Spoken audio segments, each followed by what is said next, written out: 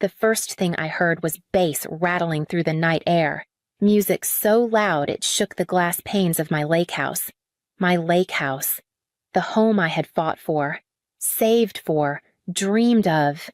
I parked at the edge of the gravel driveway, confused, because I hadn't told a soul I was coming. Every window glowed. Shadows of people moved through the rooms as though they owned the place. I hurried to the front door, my hands trembling as I dug for my keys. The familiar silver teeth slid into the lock, but the cylinder wouldn't turn. It felt stuck, almost as if another key was already sitting inside from the other side. I knocked, once, then harder.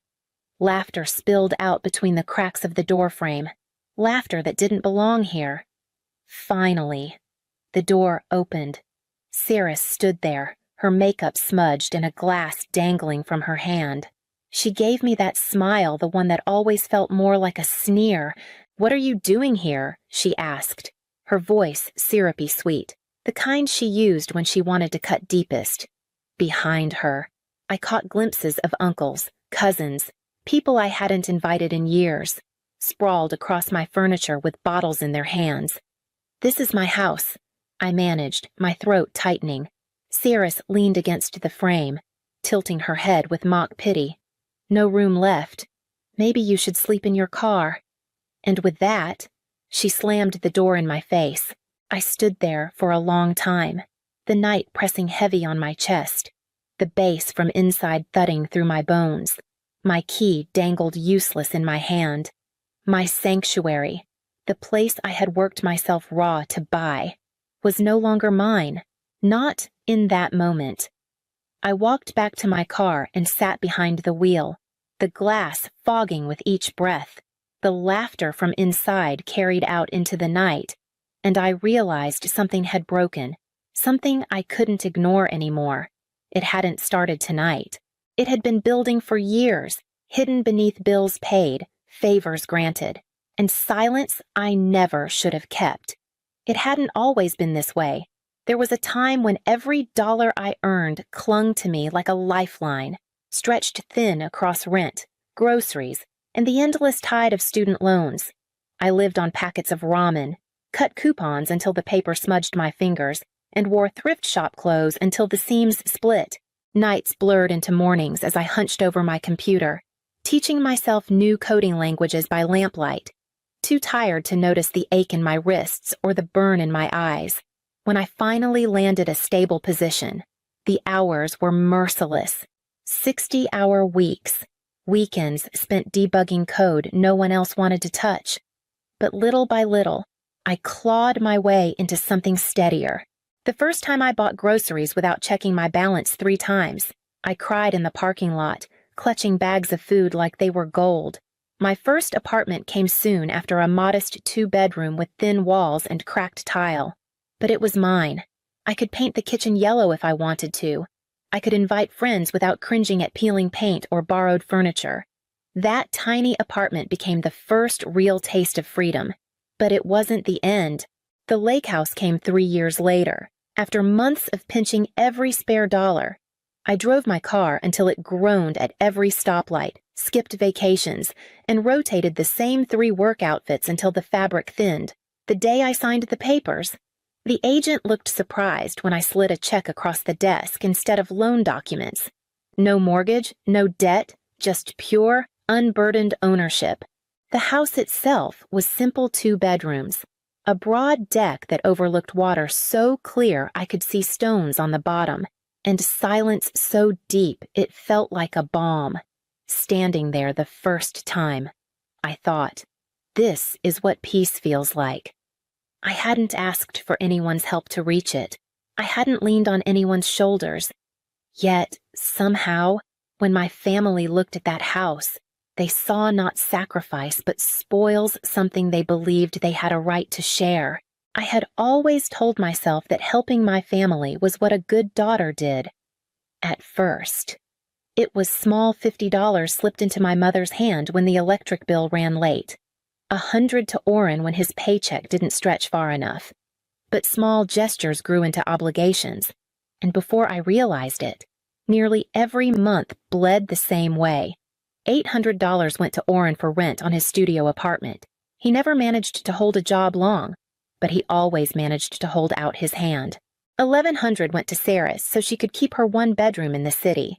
She said she needed the space to study for her certification exams, though years later the same books still sat untouched. $400 went to Mireille for groceries and utilities. I didn't even call it help anymore. It was just a line in my budget. As fixed as my own expenses, $2,300 disappeared every month into their lives. I told myself it was family loyalty. I told myself it was duty. And yet, each time I gave, the gratitude faded faster. Soon, it wasn't gratitude at all. When I showed up to dinner with a new bag, a $45 purchase from a clearance rack, Saris eyed it like it was made of gold. "Must be nice," she muttered, loud enough for everyone to hear. "Some of us are worrying about bills." Orrin wasn't any better. He once spotted a pair of shoes on my feet and whined about eating rice and beans, conveniently forgetting I had just covered his rent after he spent his last paycheck on concert tickets. Even my parents played their part. Gareth said little, but his silence felt like agreement. Mireille soothed the tension with her soft, cutting phrases. "They just wish they had your opportunities." Elawin, opportunities as if luck, not years of sacrifice, had built my life. The weight of their resentment pressed heavier with every dinner, every sideways glance, every mocking comment. And though I swallowed it down, a part of me began to wonder just how far they thought my pockets could stretch. The first time I invited them to see the lake house, I was almost proud enough to forget how sour their words had been when I first told them about it. I wanted, foolishly, for them to share in my excitement. When they pulled up the drive, their faces lit, but not with joy for me. Saris walked straight inside and tossed her bag onto the guest bed like she was checking into a hotel. "This one's mine," she announced, her voice edged with triumph. Mireille wandered through the kitchen, touching the countertops, humming about how peaceful it all felt, when she asked for a spare key just in case. I hesitated only a second before handing one over. It seemed harmless family sharing family's space. Gareth muttered something about how quiet it was, and Orrin stretched out on the sofa like he already owned it. At first, things seemed fine. They would text when they wanted to come for the weekend, and I'd let them, when I returned after. The house looked mostly unchanged, an extra towel here, a few dishes in the sink, nothing I couldn't handle. I told myself this was what generosity looked like. But one weekend I drove up unannounced, hoping for solitude after weeks of grueling work. The moment I opened the door, my chest sank. Beer bottles lined the mantel. Pizza boxes stacked high on the counter. The air smelled of smoke and grease. My white couch bore a stain shaped like a careless handprint, and cigarette burns scarred the deck furniture I had saved months to afford when I confronted them later. Saris shrugged, unconcerned. "So you can afford to fix it," Orrin agreed, calling it normal wear and tear. Mireille only sighed, patting my arm. "Don't be so dramatic, Elowin." I demanded the key back that night, and Mireille pressed it into my palm with a wounded look, as if I had betrayed her. But as I walked away, clutching the metal tight, I couldn't shake the unease twisting in my stomach. Something told me that Key had already opened more doors than I ever intended. The night I found myself shut out of my own house, everything clicked into place, the lock refusing to turn, the music rattling the windows, the shadows of strangers moving across walls that had once been my refuge. It all pointed to one undeniable truth. They had copied the key. When the door cracked open, I saw more than my immediate family. Aunts I hadn't spoken to in years, cousins I barely recognized, people who had no right to be anywhere near my home. All of them lounged inside, drinks in hand, as if this place had always been theirs. My furniture was their seating, my deck their stage, my sanctuary their playground. I tried to push my way in, but Mireille stepped into the frame. Her face was calm, almost bored. as though this were nothing more than an awkward misunderstanding. "I made a copy before I gave yours back," she said lightly, like she was admitting to borrowing sugar from a neighbor, just in case, just in case. As though my property, my effort, my sacrifice were a communal resource waiting to be claimed whenever they felt the urge. Behind her, Saris appeared with that smirk I'd grown to despise. She held a glass in one hand and leaned her weight against the door with satisfaction gleaming in her eyes. "No room left," she said, her voice as sharp as broken glass. "You can sleep in your car." The door slammed, and I stood there in the dark, clutching the useless key in my fist until the edges bit into my palm. For a long moment, I couldn't move. My breath came shallow, my chest ached, and the laughter inside carried out into the night air like a cruel echo of everything I had already endured. I stumbled back to my car and sat behind the wheel, staring through the windshield at the house I no longer felt was mine. The weight of silence pressed down, hot tears stinging at the corners of my eyes. I thought of every bill paid, every rent check covered, every moment I had traded peace for obligation, and as the music throbbed through the walls behind me, a bitter truth settled over me. My silence had never earned me respect. It had only taught them how far they could go, back in my apartment. The silence felt heavy. But it was mine. I dropped my bag on the counter and opened my laptop. For years, the transfers had run automatically lines of money leaving my account without my even thinking about it. Rent for Oren, rent for Saris, utilities for Mireille.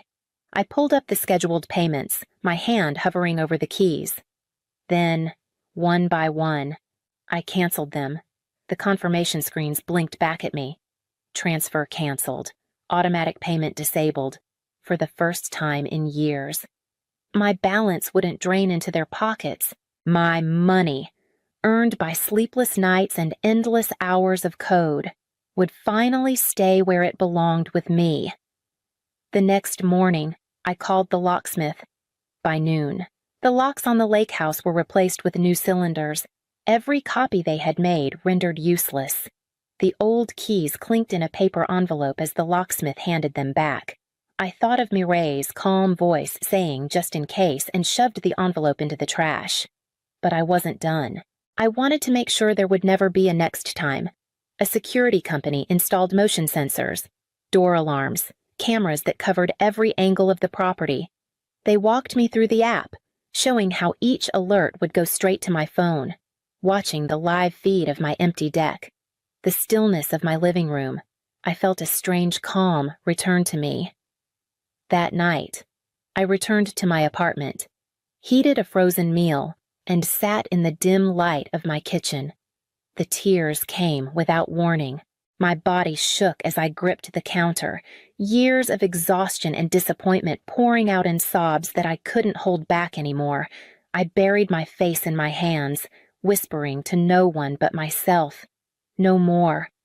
The words felt like a promise, even if they were thin and shaky. I wiped my eyes, steadied my breath, and looked again at the security feed glowing from my phone. For the first time, the silence didn't feel like loneliness. It felt like a beginning, and as I watched the stillness of my lake house on the screen, I had no idea how quickly that promise would be tested. The alert came just past midnight, the sharp buzz of my phone pulling me out of restless sleep. My heart raced as I opened the app. And there it was, my lake house glowing under the pale wash of the motion lights. Figures moved in the yard, 4 of them. I tapped to zoom, my breath catching. Gareth, Mireille, Oren, and Saris, my own family, pacing around the house like burglars. Mireille stood by the front door, her arms crossed. While Saris tugged at the knob, Gareth circled the windows, peering inside as though the home were some vacant prize. Oren picked up one of my patio chairs, his face twisted in frustration. In an instant, he raised it high and drove it against the sliding glass door. The crack of shattering glass echoed through the speakers of my phone. I felt sick, staring at the jagged hole they had forced into the home I had bled myself dry to earn. My thumb hovered only a moment before I pressed the call button. The dispatcher's voice was steady, calm, a lifeline. 911. What's your emergency? There are intruders in my house, I said, my voice shaking. I'm watching them on my cameras right now. It's my family. They're breaking in. She asked for the address, reassured me that units were on their way. I stayed on the line, eyes fixed on the feed as Oren stepped through the broken glass, unlocking the front door from inside. In seconds, all of them flooded in, spreading through my home as if nothing were wrong. Then the red and blue lights cut across the driveway. Officers stormed the porch, weapons at the ready, commands rang out, sharp and undeniable. My family stumbled back into the yard, their hands raised, confusion etched across their faces. One by one, they were cuffed, led to the cruisers, their heads lowered against the flashing lights.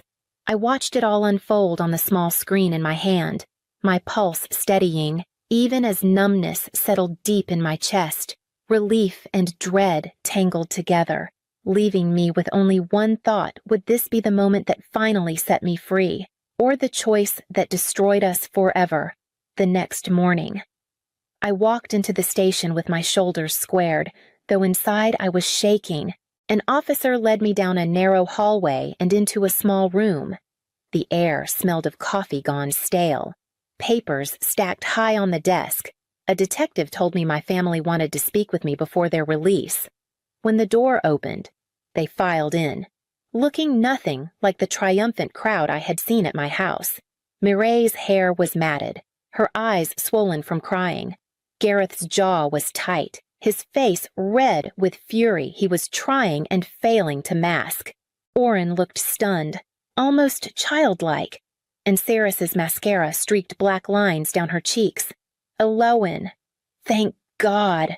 Mireille rushed forward, reaching for my hand. I stepped back before she could touch me. This is a mistake, Saris cried. You can't just let them keep us here. We're family. You abandoned me the night you locked me out of my own house, I said, my voice steady, sharper than I'd ever heard it. You made your choice long before I made mine. Oren leaned across the table, desperation in his eyes. Just post bail. We'll talk at home. We can fix this. I'm not paying a cent. I answered. And you should know, the money's gone. Every rent check, every transfer, every dollar I sent you, it's over. You'll have to figure it out yourselves. The silence that followed was suffocating. Gareth's mouth opened as if to speak, but nothing came. Mireille's face drained of color, and Saris's tears stopped as quickly as they had come. The realization hit them all at once. The bank they had drained for years was finally closed. I stood, pushing the chair back gently. My decision final. Their eyes followed me as I turned to the door, their voices caught somewhere between anger and disbelief. I didn't look back as I stepped into the hallway, but I could feel the weight of their silence pressing against my shoulders, heavier than any chains. News traveled fast, even without me speaking a word. Within weeks, Oren and Saris were both evicted, their names plastered on late notices taped to apartment doors, with no rent payments arriving from me. They had nowhere else to go but back to Mireille and Gareth's cramped house. Suddenly, the ones who had mocked my independence were forced to share a childhood bedroom again. Mireille, who once carried herself with an air of practiced authority, started working part-time at a grocery store. Gareth, already worn from years of maintenance shifts, picked up overtime wherever he could. They had lived for so long with the cushion of my money that reality came down on them like a weight they couldn't push off. Through cousins and neighbors, I heard the stories how they told anyone who would listen that I was cruel, that I had turned my back on family, at barbecues and in grocery aisles. The gossip painted me as selfish, cold, ungrateful for the people who raised me. In their version, I was the villain who chose money over blood. My phone lit up constantly with their numbers, then with numbers of relatives I barely knew. I blocked them all. The silence afterward felt startling. like a door shutting on years of noise I hadn't realized was suffocating me. For the first time, my paycheck stayed in my account. I paid my bills and still had money left. Real money that was mine alone. I walked through stores without calculating what I could spare for someone else. I sat on my couch at night, breathing air that belonged only to me. And yet, in that silence, I wondered, was my freedom worth being branded the villain in their story?